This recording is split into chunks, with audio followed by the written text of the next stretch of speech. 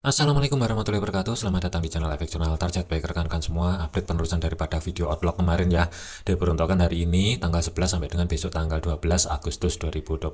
Sebelum masuk ke pembahasannya, ini ada promo baru dari FBS ya, khusus untuk rekan-rekan yang sebelumnya belum pernah sama sekali daftar di akun FBS. Jadi di bulan Agustus ini khusus pendaftar baru itu selama periode Agustus bisa menikmati promo rebate sebesar 30% berlaku untuk jenis akun Send dan Standar. Untuk ketentuannya minimal deposit $50 dan cara aktivasinya setelah nanti buka akun baru, kemudian proses verifikasi selesai, lakukan deposit sebesar minimal $50.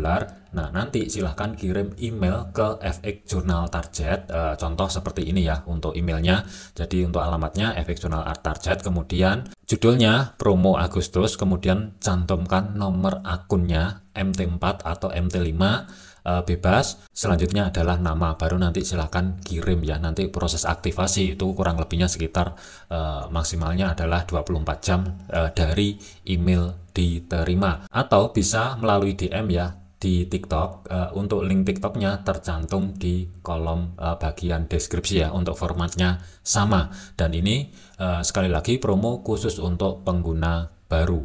Kalau dari segi fundamental yang akan menjadi fokus untuk hari ini kosong ya, tapi untuk besok itu di sesi siang itu ada suku bunga dari Australia diperkirakan juga akan dipangkas, tapi untuk fokusnya itu adalah CPI atau indeks harga konsumen yang akan dirilis malam ya dari Amerika jam setengah 8 malam waktu Indonesia Barat. Diperkirakan sih kalau core CPI-nya ada sedikit peningkatan, data yang sebelumnya 0,2 diperkirakan ada sedikit peningkatan sebesar 0,1% jadi 0,3. Kemudian dari year on year-nya itu data sebelumnya adalah 2,7%, diperkirakan juga ada sedikit peningkatan menjadi 2,8%. Kemudian dari monthly-nya ada sedikit penurunan 0,3 ke 0,2, tapi yang akan menjadi fokus adalah ini kan data yang berkaitan dengan inflasi. Kalau misalkan besok ini data yang rilis itu di atas daripada data yang sebelumnya dan di atas daripada data perkiraan, itu surprise positif. Ada potensi untuk indeks dolar ini langsung mendadak menguat, bisa jadi gold itu kebanting ke bawah lebih dalam. Tetapi kalau misalkan besok ini datanya ternyata negatif atau di bawah daripada data yang sebelumnya, tentunya ini akan ngedorong untuk indeks dolar melemah. Kemudian untuk gold sendiri itu ada peluang kemungkinan akan lari ke atas ya. Jadi kesimpulannya kalau kita liatin dari segi fundamental yang akan rilis besok ini, hati-hati perkiraannya adalah meningkat. Yang paling utama itu adalah dari year on year, ini yang perlu diperhatikan untuk besok itu yang catatan paling utama. Tetapi hati-hati, Amerika itu langganan data yang sebelumnya ini direvisi. Jadi sebelum besok rilis, lihatin dulu apakah ada revisi atau tidak. Selanjutnya dari segi indeks dolar untuk hari ini ya open market, ini saya nggak tahu tadi sempat spike ke atas dan mendadak pullback kembali ke bawah ya, cuman ini saya skip dulu. Tetapi saat video ini dibuat, posisi harga itu berada di atasnya support pertama weekly yang berada di 98.13. Ada kecenderungan untuk indeks dolar sendiri itu peluangnya adalah keangkat ke atas terlebih dahulu ya, tapi yang akan menjadi fokus adalah 98.65 terlebih dahulu. Misalkan untuk hari ini ataupun besok sebelum indeks harga konsumen rilis, kalaupun ada penguatan, fokusnya jangan jauh-jauh terlebih dahulu, pantau dua area harga antara 98.65 sampai dengan 98.51. Kalaupun menuju resisten pertama, kemungkinan sih masih belum, terkecuali besok saat CPI rilis positif, resisten pertama ini akan sangat mudah dilewati. Tetapi kalau misalkan negatif, kalaupun ada penurunan untuk antisipasi saat CPI besok, pantau di support kedua weekly 97.56. Yang menjadi catatan untuk hari ini sampai dengan besok sebelum rilis CPI, kemungkinan kalaupun ada penurunan dari segi indeks dolar, terus terang saya masih ragu kalau misalkan dia mampu balik di bawahnya 98.100-an ya. Tapi kalaupun mampu, kemungkinan sih nggak jauh. Menjelang penutupan market kembali, gambaran saya masih tetap berada di atasnya 98.100-an lah. Tapi kalaupun ada sedikit keangkat ke atas atau pelan-pelan kerambat ke atas, yang akan menjadi zona pantau sampai dengan besok sebelum CPI rilis ada harga 98.51 sampai dengan 98.65 terlebih dahulu.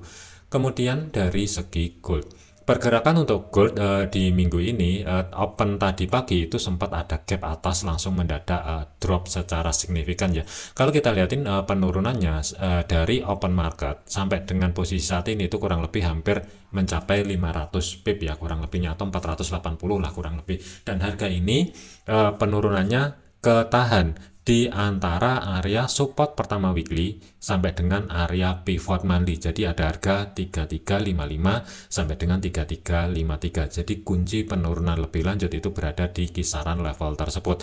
Kalau misalkan untuk hari ini daily close-nya mampu tutup di bawahnya 3353, waspadai untuk besok sampai dengan sebelum rilis data CPI. Yang perlu diwaspadai adalah 3332. Kemungkinan sih akan ngejar ke sana. Minimumnya antara 3345. Dengan catatan daily close harus mampu tutup di bawahnya 3353. Tetapi kemungkinan juga nggak langsung waspadai kalau dari segi time frame kecil ada potensi koreksi ya, karena ini sudah mencapai support pertama weekly, keseimbangan harga atau area zona tengah atau sebagai pivot itu kurang lebih jatuhnya di 3377. Di sini juga ada zona drop bis drop ya, kurang lebih untuk zonanya yang saya blok merah bagian atas ini adalah area drop bis drop kecil dari segi time frame 1. Jadi kalaupun ini nanti koreksi kedorong ke atas, pantau di 3377 maksimum, tapi batas bawah pivot itu berada di 3369. Kemungkinan sih nggak jauh-jauh di antara level area tersebut. Cuman dari segi trigger fundamental, pernyataan atau komentar-komentar dari Presiden Donald Trump itu tetap dipantau di akhir-akhir ini ya. Terutama untuk minggu ini itu tetap menjadikan zona pantau ya, apalagi ini kan isunya juga dari segi gold ini akan dikenakan tarif, ada yang ngomong ini mau diklarifikasi, mau dibatalkan. Jadi hati-hati kalau omongannya atau komentarnya itu mendadak berubah. Cuman dari segi teknikal, kalau kita lihatin dari segi setwistnya yang kemarin ya, sebenarnya ini sudah breakout. Terus dari segi time frame H4 ini sih nggak terlalu kelihatan, tapi kalau saya rubah ke line chart ada peluang tapi masih belum jadi. Potensi HNS itu juga bisa terbentuk, cuman saat ini masih belum bisa dikategorikan, tetapi perlu diantisipasi aja.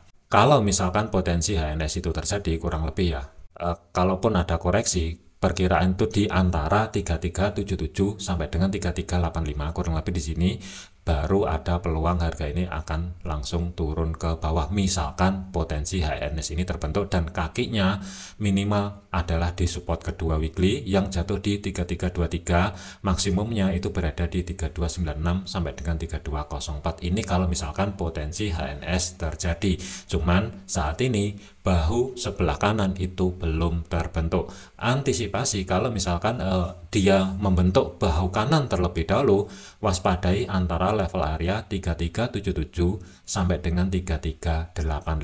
Misalkan minimal H4-nya ada body candle yang gagal tutup di atasnya 3385, cari konfirmasi kembalikan arah dari segi time frame yang lebih kecil, entah yang 15 atau H1 untuk reversalnya.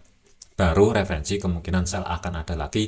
Dari segi jarak untuk stop loss itu harus berada di atasnya 3398, tapi dari segi targetnya bisa nargetin di antara support 2 weekly yang berada di 3323. Kalau kita lihatin dari segi time frame H1 nya, harga saat ini masih bermain-main di support pertama weekly. Kalaupun mau cari ancang-ancang setup buy ataupun setup sell sekarang, ini masih belum bisa karena status saat ini adalah on track dan dia sudah mencapai terminal yang pertama ya, atau tujuan pertamanya. Tinggal menunggu konfirmasi aja apakah daily close-nya ini nanti mampu tutup di bawahnya 3353 atau tidak. Kalau misalkan mampu untuk besok di sesi Asia, kalaupun ada koreksi, kemungkinan tidak jauh-jauh di antara 3369. Maksimum gambaran saya masih tetap berada di bawahnya 3380 sebelum harga ini lanjut turun ke bawah sampai dengan sebelum besok rilis data CPI. Kemudian untuk volatility tinggi saat CPI kemungkinan akan terjadi tergantung daripada data CPI yang akan rilis besok.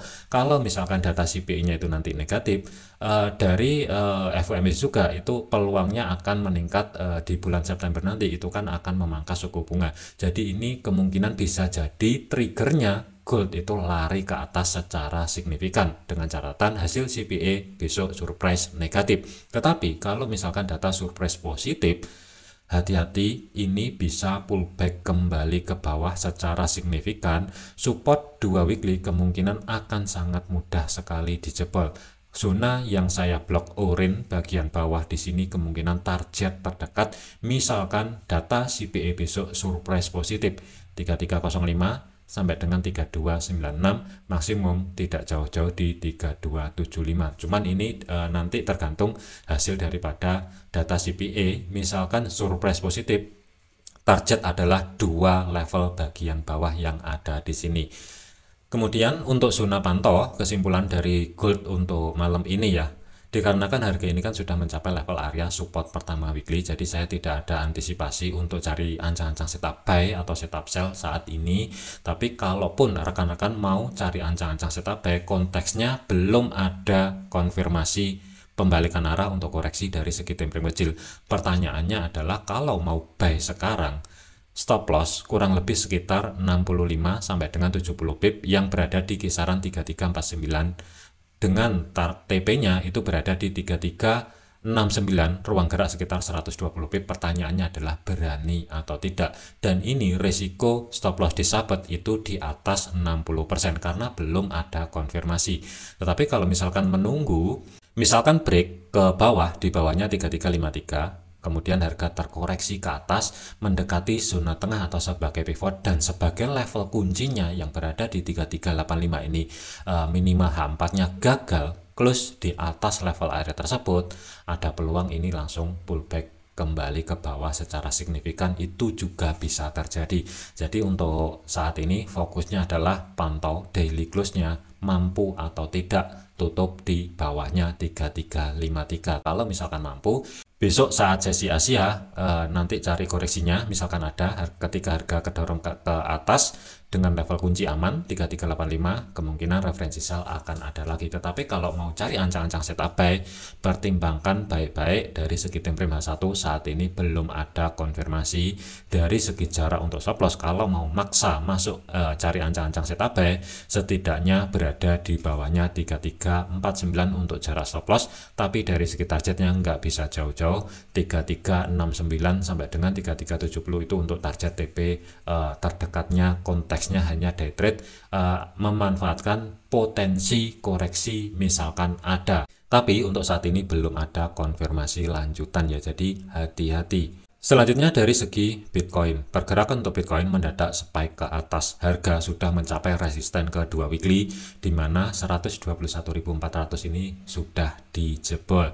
Ada peluang untuk Bitcoin sendiri itu sebenarnya masih jauh, target atasnya masih berada di atasnya 130.000. Tetapi dari segi level area SRP, resisten 3 dan 4 atau sebagai batasan pantau ekstrim ya, kurang lebih adalah zona yang saya blok biru. Ada harga 124.300 sampai dengan 126.000 pembulatan. Jadi untuk minggu ini zona pantau, misalkan untuk Bitcoin ini menguat lebih lanjut, targetnya sementara jangan jauh-jauh terlebih dahulu, maksimum di bawahnya 125.000. Posisi harga saat ini setelah dia membuat konfirmasi mampu break di atasnya resisten kedua weekly, ada potensi ataupun peluang untuk koreksi terlebih dahulu. Misalkan itu terjadi untuk koreksinya ya, perhatikan zona yang saya blok merah bagian bawah, ada harga 119.500 sampai dengan 119.000. Kunci terdekat adalah di 119.000.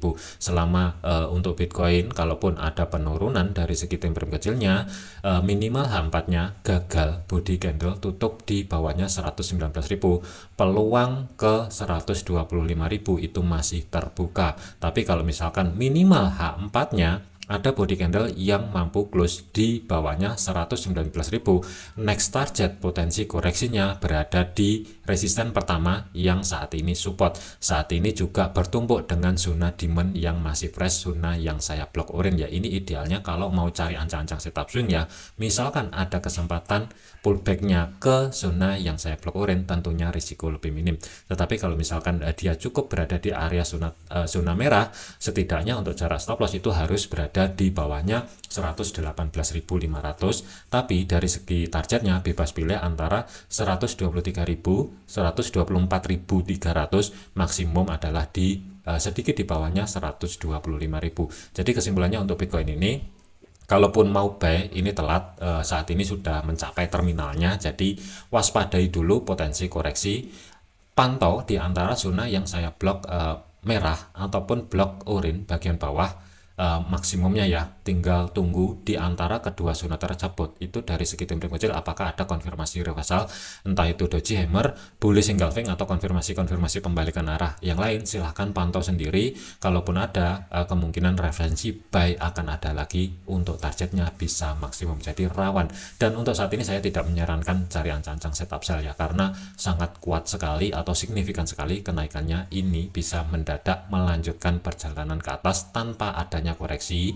Misalkan saya gambar, bisa jadi rally, base rally, kemudian ini membuat base lagi, kemudian rally lagi, ini juga bisa terjadi. Jadi hati-hati saat ini untuk rekan-rekan yang trade di Bitcoin, yang baru mau cari ancang-ancang setup buy.